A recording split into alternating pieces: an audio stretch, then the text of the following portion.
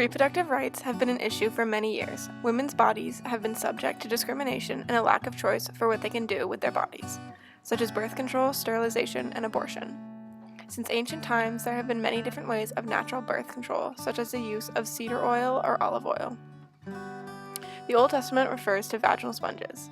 In addition to birth control, there were dangerous ways of aborting fetuses, such as scraping the uterus or jumping from heights. Also, in ancient Rome, the fathers could decide if they wanted to keep the child. It was known as infanticide. As a result of the Industrial Revolution, people wanted less children. There was not enough space and it was more expensive. This caused women to use unreliable forms of birth control. In the early 1900s, Margaret Sanger became a well-known figure in the feminist movement. She popularized the term birth control and opened the first birth control clinic in the U.S. She also founded the American Birth Control League, which was the forerunner of Planned Parenthood. Due to Sanger's contributions to the feminist movement, North American white women's lives changed in the 50s and 60s. White women became more sexually active, even though abortions were still illegal and dangerous. In 1973, the Supreme Court ruled in Roe v. Wade that any laws prohibiting abortion were unconstitutional. Many women's shelters opened in the United States. In the early 1900s, the United States had a eugenics program attempting to create a perfect gene pool. They used sterilization as a way of population control and a way to solve unemployment. The 1930s through the 1950s were the heyday of the eugenics movement in the United States. The goal? To rid the country of the feeble-minded, defectives. And it wasn't some fringe or secretive program. It was well known and paid for by the states where it was practiced. Entire families labeled shiftless, degenerates. 60,000 men and women, boys and girls, sterilized. In 1939, there was a special government policy about Puerto Rican women being sterilized. This was to solve the island's economic problems, such as overpopulation and unemployment.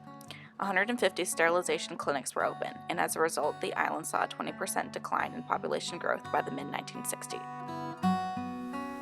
Tengo una hermana que se llama Felicita, que está operada. Tengo otra hermana que se llama Antonia, que está operada. Tengo otra hermana que se llama Francisca, que está operada. Y todas son esterilizadas para no tener baby. Una por causa y otras por no, pero toditas están operadas. Y ahora pues también así. Así que se acabará la familia. The eugenics program in the U.S. affected Elaine Riddick, a victim of forced sterilization as a result of rape at the age of 13. Elaine was one of the thousands of women to be sterilized. He would kill me. When they was delivering my son, they sterilized me at the same time and said that if she did not sign the X, that they were going to stop her supplements. Mind you, my grandmother was illiterate. I did not find out that they had sterilized me until I was 19 years old. I asked the state of North Carolina why they did this to me, and they said that because I was feeble-minded, that I would not be able to take care of myself. They were saying that feeble-mindedness is hereditary. So they sterilized me so I would not produce my kind. I mean, how can you think that your government allowed or allowing these things to happen to a person, a life? You can't say nothing, you have no rights. To me, they took away all of my rights. Another example of this is when the Ralph sisters were sterilized against their will. At birth, the two sisters were administered a drug called Depo-Provera to prevent them from having children. However, this drug was found to cause cancer, so the sisters were sterilized to prevent it from being passed down through their kids. They were unaware of the sterilization because their mother was illiterate and signed it without understanding what they were actually doing.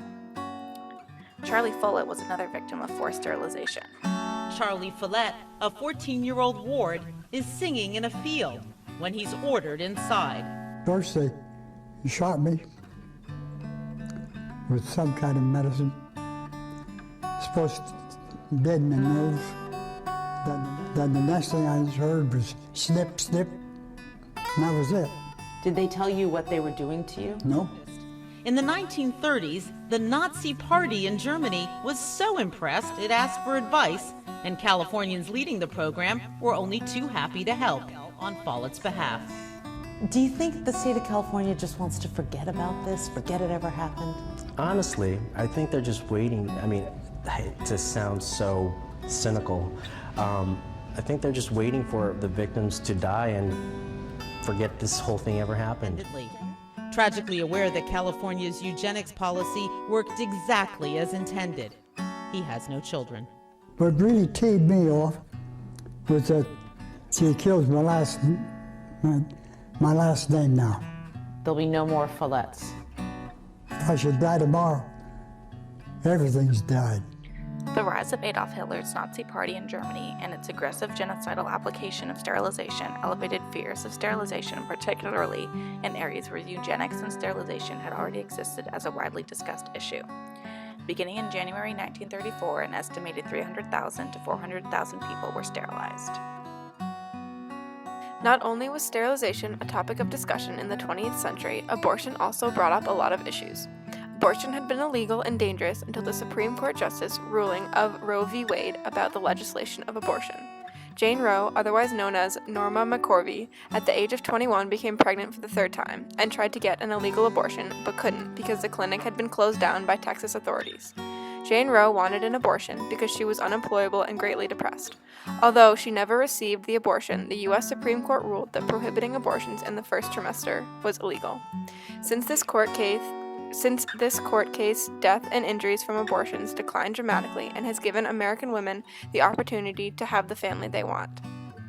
Even though American women's lives have been greatly improved, the topic is still deeply discussed. I knew that what I was going to do was right, because it was right for me and no one else. I just want to share my story.